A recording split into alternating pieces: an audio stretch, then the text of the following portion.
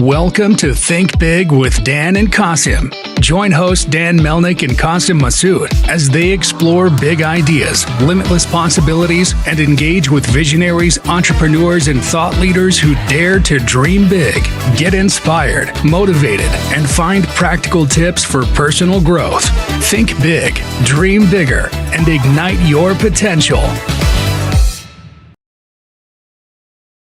Welcome to Think Big with Dan and Qasim. If you want to go ahead and introduce yourself, tell us where you live and what you do. Hi, my name is Arif. I live on Long Island, New York, 45 minutes out from the city. I run Recapture Cart, and we are a 100% performance-based abandoned cart recovery service for e-commerce brands. We do abandoned carts and some other very interesting flows. So I'm just curious to just learn more about your story. How did you get into what made you go ahead and decide to start this business? Sure. Within all the industry sort of in the world here, e-commerce and DTC specifically probably has the most effective and dialed in marketing process in the world between email, MS, the retention side of things, media buying, paid creative, organic. E-commerce has been the most sophisticated space if you're a marketer and you're a creative. That being said, there has been a complete lack of personalization and one-to-one experiences, and it's all been mostly automation driven because of the growth Shopify has had, the growth of various software that helps make marketing more effective.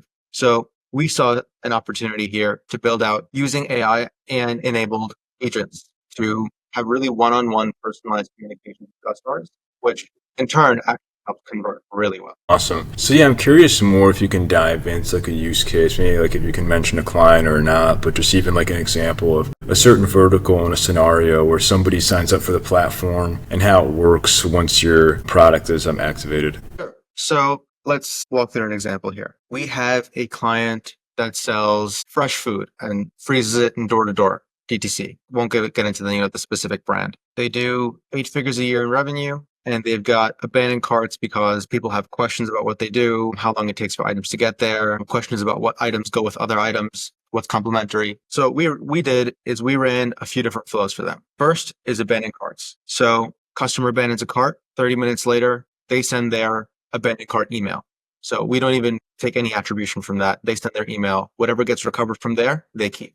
Then 4 hours later, that customer gets a message from us. And that says something like, "Hi, my name is Aarav from XYZ brand. I saw you left this item in your cart. Great choice. Do you have any questions or can I get you a discount code?" We then, if they have any questions, we respond, we get them their discount code, they check out, and whatever sales are attributed to that discount code, we take 15% of that revenue. So what this does is, because there's a time delay and a specific attribution code, discount code, we can know for certain that whatever orders we're getting are purely incremental. So we're not just taking credit for something like, email that they sent out, but really we just converted. It's actual orders we got that they wouldn't have gotten otherwise. That's awesome. And so when you say message, is it like an SMS, I'm assuming? Yeah, it's SMS. And a big differentiator here is that because we're P2P, we're allowed to message people who haven't specifically opted into SMS. So this unlocks sending messages to probably 90% of people who leave their phone number, whereas otherwise you would only get about 10%. Got it. And then in terms of, so you were saying it's like an AI component. So somebody will respond, and if they have questions, and the AI is trained, the model is trained in a way where they can answer questions, handle whatever objections, and get them to actually go and buy and check out. Right. Well, the AI is dialed in a few ways, but whatever that AI is, it's meant to assist the actual people. So it's still P2P. It's just used to sort of enable the workflow and help agents process faster. Got it. And then in terms of obviously there's other competitors out in the market. So just from your perspective, being the founder, what kind of are some of the other differentiations when it comes to your product and the service that you offer to your clients compared to many other competitors that are in this space? Sure. Well, there's only a couple others that are actually relevant. One of the big differences is all of our talent is US based.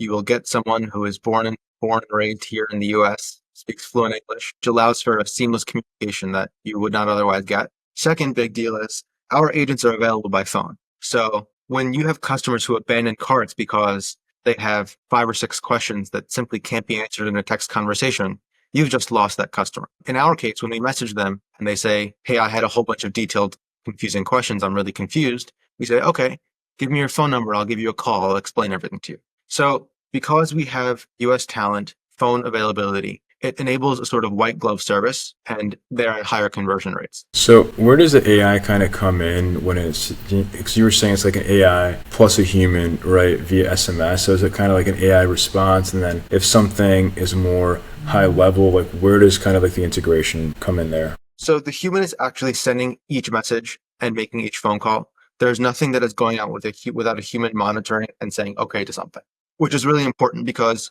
AI does hallucinate and make mistakes. So this is 100% mistake proof in that sense. And the AI sort of helps with understanding the client's knowledge base, providing higher quality answers, and getting them out quicker. Got it. And then in terms of your vision, right? I mean, are you guys like looking to, I mean, are you focused right now like on Shopify? Like, are you looking to expand to like other platforms? Like what is kind of your vision for the company? Currently, we only work on Shopify. We've not had clients that are using other systems, but the big other e-commerce systems like BigCommerce, WooCommerce, and we should be able to integrate with those very shortly as well. Awesome.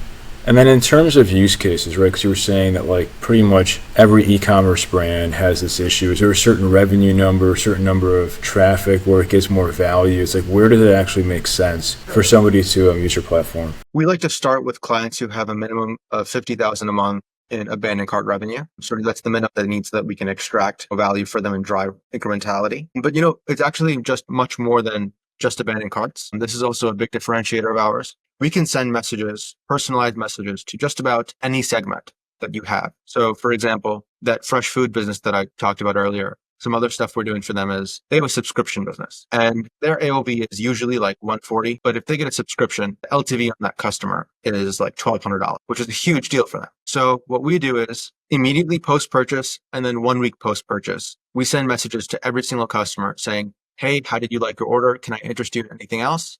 Hey, by the way, are you aware of our subscription? Now this drives additional subscription revenue for them. Then we have another flow where we engage inactive customers. Last time someone bought was 3 months ago. That's a red flag. How come they didn't buy again?